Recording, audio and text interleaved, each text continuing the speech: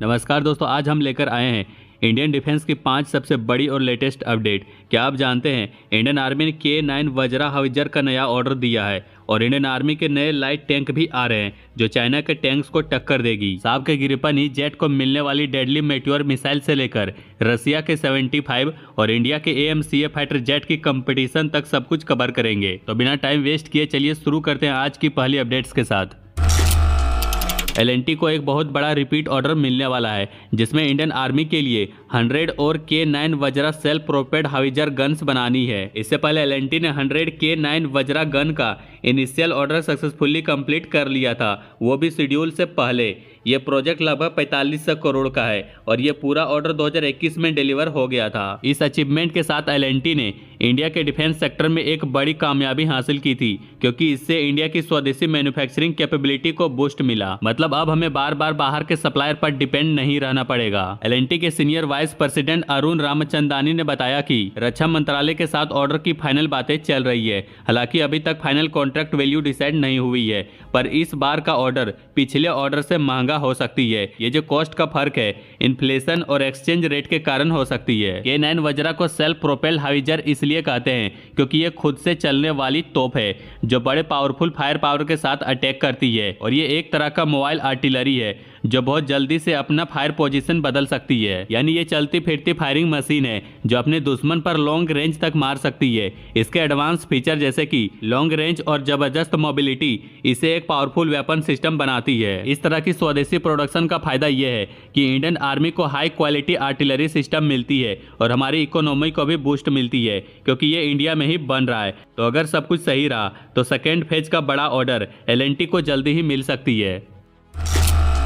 रसिया की United aircraft corporation ने अपने नए 5th generation stealth fighter jet Sukhoi 75 के अपडेट्स दिए हैं। अब इस फाइटर जेट का maximum takeoff weight 26 ton तक बढ़ा दिया गया है जो इंडिया के AMCA के बराबर है। रसिया अब सुखोई 75 में नई इंजन AL51 देने का प्लान कर रहा है जो पहले के AL41 इंजन का अपग्रेडेड वर्जन है। इस अपडेट के साथ UAC का टारगेट इंटरनेशनल कस्टमर को अट्रैक्ट करना है जिसमें इंडिया भी शामिल है। लेकिन अब तक सुखोई 75 के डेवलपमेंट में कई गैप्स है जो इंडिया के लिए एक रेड फ्लैग हो सकता है क्योंकि इंडिया को एक ऐसा फाइटर की जरूरत है जो एडवांस होने के साथ सीरियल प्रोडक्शन के करीब हो। दोनों जेट सुखोई 75 और AMCA 26 टन MTOW के साथ एक ही वेट क्लास में आते हैं, मतलब दोनों में सिमिलर ऑपरेशनल कैपेबिलिटी है। पर यहाँ फर्क ये है कि AMCA प्रोग्राम ऑलरेडी कई डेवलपमेंट फेज पर आगे बढ़ चुका है और कुछ ही सालों में उसका प्रोटोटाइप बनने की उम्मीद है। सुखोई 75 अभी भी एक कॉन्सेप्चुअल स्टेज पे है, यानी अभी तक इसका कोई फ्लाइंग प्रोटोटाइप नहीं बना है। सुखोई 75 का नया engine AL51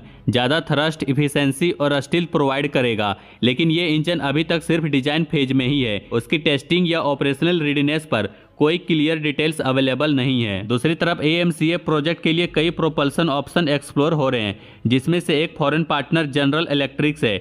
AMCA project India के मेक इन इंडिया डिफेंस गोल के साथ अलाइन करता है, जबकि सुखोई 75 एक फॉरेन डिजाइन होने की वजह से इंडियन एयरफोर्स की स्वदेशी प्रोडक्शन में फिट नहीं होता। फिर भी रसिया एरो इंडिया 2025 में सुखोई 75 के अपडेट्स देने वाला है ताकि इंडिया को इसके नए स्पेक के बारे में बता सके। लेकिन फिर भी जब तक सुखोई 75 की कैपेबिलिटी प्रूव नहीं होती इंडिया को इम्प्रेस करना मुश्किल है।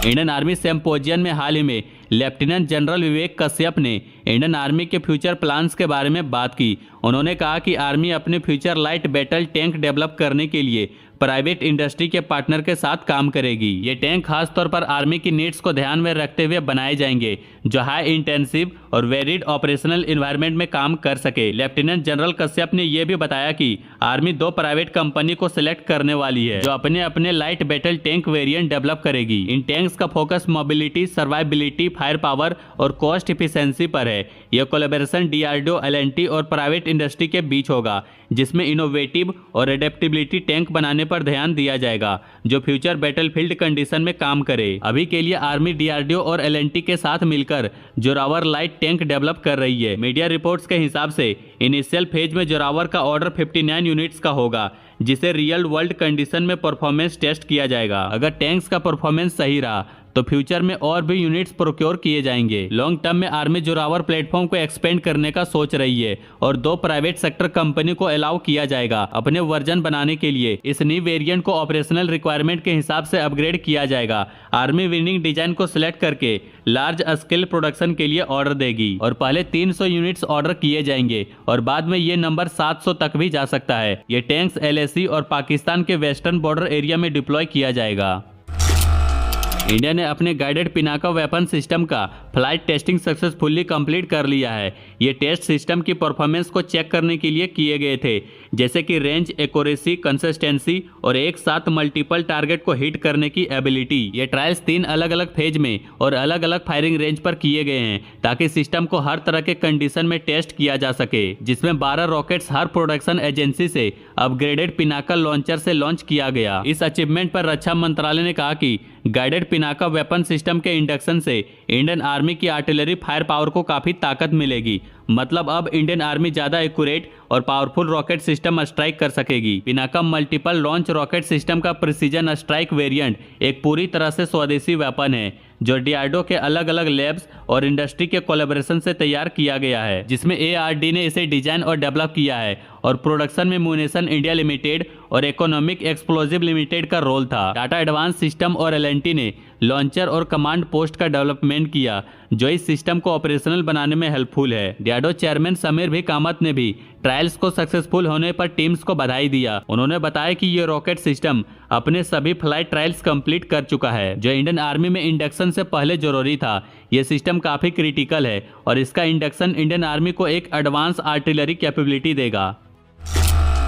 साब ने अपने ग्रिपन E फाइटर जेट को इंडिया के MRFA कंपटीशन के लिए पिच किया है, जिसमें साब ने क्लेम किया है कि ये जेट एक बार में 7 मेटियोर मिसाइल कैरी कर सकता है। ये कैपेबिलिटी ग्रिपन E को एयर टू एयर कॉम्बैट में एक स्ट्रॉन्ग एडवांटेज देती है जो इंडियन एयरफोर्स के लिए काफी अट्रैक्टिव हो सकती है। मेटियोर मिसाइल जो MBDA ने डेवलप की है एक advance beyond visual range missile है। इसमें एक्टिव रडार सीकर है जो टारगेट को दूर से लॉक करने में हेल्प करता है। सबसे खास बात यह है कि इसके पास नो एस्केप जोन होता है जो इस मिसाइल को अपने टारगेट के लिए बहुत ही इफेक्टिव बनाता है। मेटियोर की रेंज 100 किलोमीटर से ज्यादा है और इसका सॉलिड फ्यूल रेमजेट प्रोपल्सन इसे हाई स्पीड और मनूवर एबिलिटी देता है जो फाइटर जेट को सक्सेसफुल ट्रैक और इंगेज करने में हेल्प करता है। ग्रिपन E जो साब का लेटेस्ट मॉडल है स्पेसिफिकली मेटियोर जैसी एडवांस वेपन के लिए डिजाइन किया गया है। इसके एवियोनिक्स और वेपन कंट्रोल सिस्टम को इस तरह से ऑप्टिमाइज किया गया है ताकि मिसाइल के गाइडेंस और प्रोपल्सन सिस्टम के साथ परफेक्ट कोऑर्डिनेशन हो। ग्रिपन E का यह फीचर